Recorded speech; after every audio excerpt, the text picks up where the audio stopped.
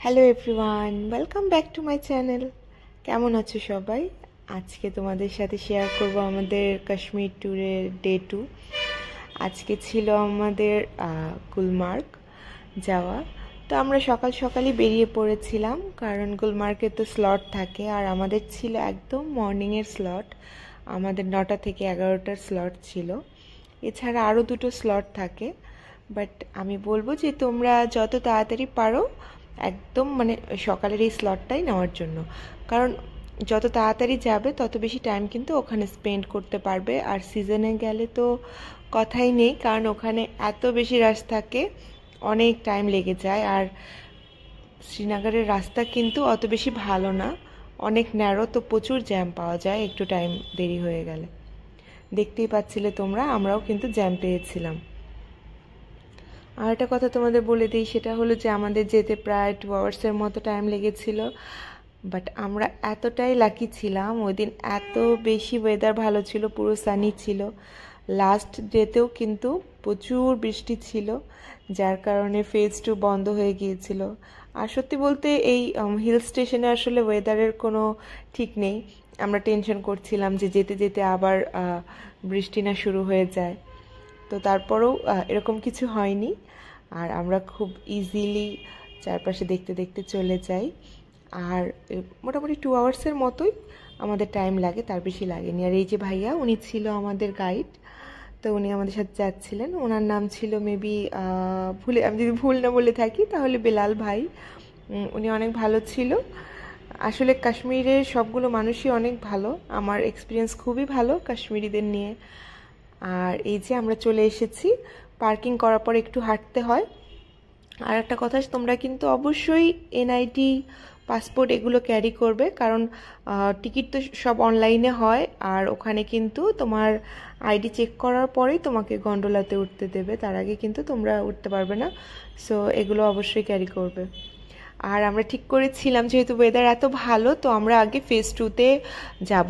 Phase 1-এ তো আমাদের change করতেই হবে, কেবল কার চেঞ্জ করে ফেজ 1 থেকে ফেজ 2-তে যেতে হয়। বাট আমরা ফেজ 1-এ টাইম ওয়েস্ট না করে সরাসরি এই যে ফেজ 1, এখানে নামার পর আমরা সরাসরি চলে যাই ফেজ 2-তে, কারণ ওয়েদার এত ভালো ছিল। তো আমরা ভয় পাচ্ছিলাম যে ওয়েদার খারাপ হলে তো ফেজ 2 যে কোনো সময় ক্লোজ করে দেয়।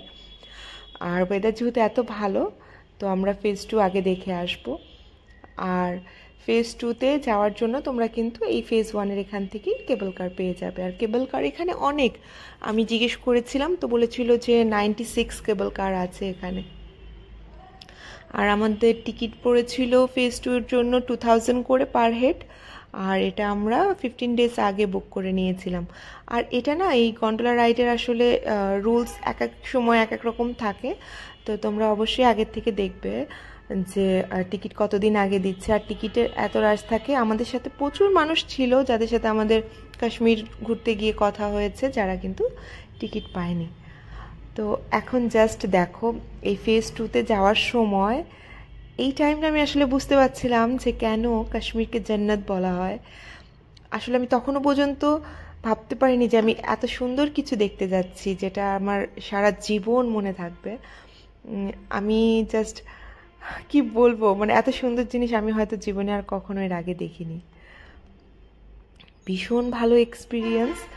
তোমরা যারা হয়তো একটু টিকিট বেশি প্রাইস দেখে যেতে চায় না অনেকে, বাট আমি সবাইকে বলবো তোমরা অবশ্যই অবশ্যই যেও।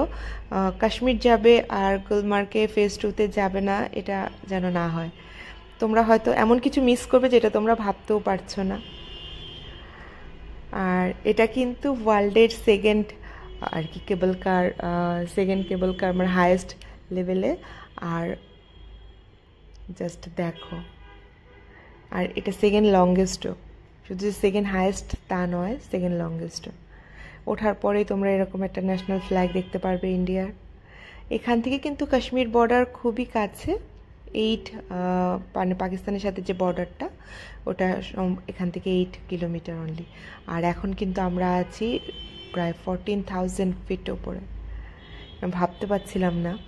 আর এই যে ভাইয়া, উনি এজাজ ভাই, ওনাকে আমি এখানে বুক করেছিলাম, এই ওনার স্লেজ কার, এটাতে করে আমি ফেজ 2-তে এখানে ঘুরেছিলাম। এত ভালো লাগছিল, আর আমরা এত লাকি ছিলাম এত সুন্দর ওয়েদার ছিল, আমি এত এত রিলস করেছি, এত এত শর্টস করেছি। আমি কত কি ভাবছিলাম যে আমার ব্রেথ প্রবলেম না হয়। আর তবে একটা কথা তোমাদের সবাইকে বলবো, ওখানে আমরা এত হিট পেয়েছি, তোমরা কিন্তু অবশ্যই খুব ভালো সানগ্লাস ইউজ করবে, নর্মাল না, যত ভালো আর কি ইউভি প্রোটেক্টর। তোমরা হয়তো দেখতে পাচ্ছ আমার সানগ্লাসের নিচেও কিন্তু নর্মাল আমার যে গ্লাস পরি সেটা কিন্তু আছে।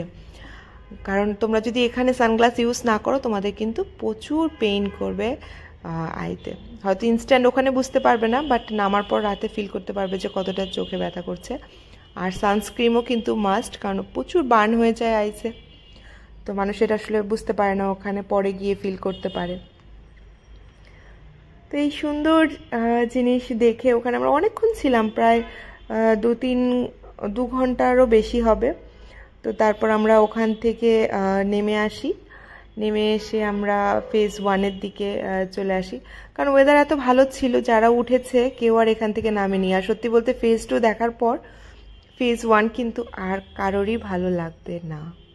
এই যে আমরা অলরেডি কেবল কারে উঠে গেছি, এখন ফেজ 1 তোমরা দেখতে পাবে একটু পর। এখন ফেজ 2 থেকে আমরা ফেজ 1-এর দিকে যাচ্ছি।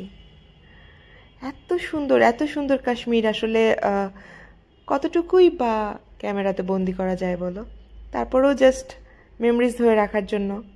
আর দেখো এখন ফেজ 2 দেখে মনে হচ্ছে যে এত নোংরা কেন, এত মানুষ কেন, মানে একটু ভালো লাগছিল না আমার ফেজ 2 দেখে আসার পর ফেজ 1। এই জন্য আসলে আমি ফেজ 1-এ তেমন কোনো টাইমও স্পেন্ড করিনি। বাট তোমরা যারা টিকিট কাটবে না, তোমরা কিন্তু ফেজ 1 অবধি আসতে পারবে। কিভাবে? সেটা হলো হর্স রাইডের মাধ্যমে। তোমরা কিন্তু হর্স রাইডে, সেটাও 3000 বা 4000 হবে পার হেড, সেটা করে তোমরা কিন্তু নিচ থেকে ফেজ 1 অবধি আসতে পারবে। বাট টিকিট ছাড়া ফেজ 2 কিন্তু ইম্পসিবল, সেটা কোনোভাবেই তোমরা আসতে পারবে না। আর এই যে দেখো, তোমাদের বলছিলাম তখন যে তোমরা কিন্তু অবশ্যই স্লট 1 কাটবে, কারণ এই দেখো আমরা যখন যাই তখন কিন্তু একদম ভিড় ছিল না, আমরা ইনস্ট্যান্ট কেবল কার পেয়ে গেছি। বাট এখন যারা আর কি ফেজ 2 এর জন্য যাচ্ছে তারা কিন্তু প্রচুর লাইন দিতে হচ্ছে, কারণ যত টাইম বাড়ছে ওখানে কিন্তু তত ভিড় হয়ে যায়। আর ফেজ 1-এ প্রচুর মানুষ থাকে, কারণ ফেজ 2-তে অনেকেই কম যায়। বাট আমি বলবো যে যদি যাও ফেজ 2 অবধি যেও, কারণ ফেজ 1-এ আসলে বুঝতে পারবে না ফেজ 2-তে কী আছে।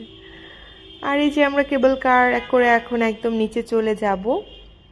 আর একটা কথা যেতে যেতে তোমাদের বলে দিই, এখানে কিন্তু আরও কিছু লোকাল সাইট সিন দেখার আছে। যেমন এখানে একটা ফেমাস শিব মন্দির আছে, যেটাতে যে শিবশঙ্কর গানের শুটিং হয়েছিল, ওটা সবাই দেখতে যায়। এছাড়া তোমরা এখানে গলফ কোর্স পেয়ে যাবে, যেটা খুবই ফেমাস, ওটা দেখতে পারো। এছাড়াও গুলমার্গ থেকে শ্রীনগর আসার টাইমে হাফ রাস্তায় তোমরা পেয়ে যাবে হলো ড্রাঙ্ক ওয়াটারফল, সেটাও অনেক বেশি সুন্দর। আর ওই যে তোমাদের বলছিলাম না হর্স করে যাওয়া যায়, এই যে দেখো এটা তোমাদের জুম করে আমি দেখাচ্ছি, এই হর্স করে কিন্তু অনেকে ফেজ 1 অবধি যাচ্ছিল। আর এই যে আমরা নেমে গেছি এখন আমরা এখান থেকে আমাদের যেখানে কার পার্ক করা আছে ওখানে চলে যাব।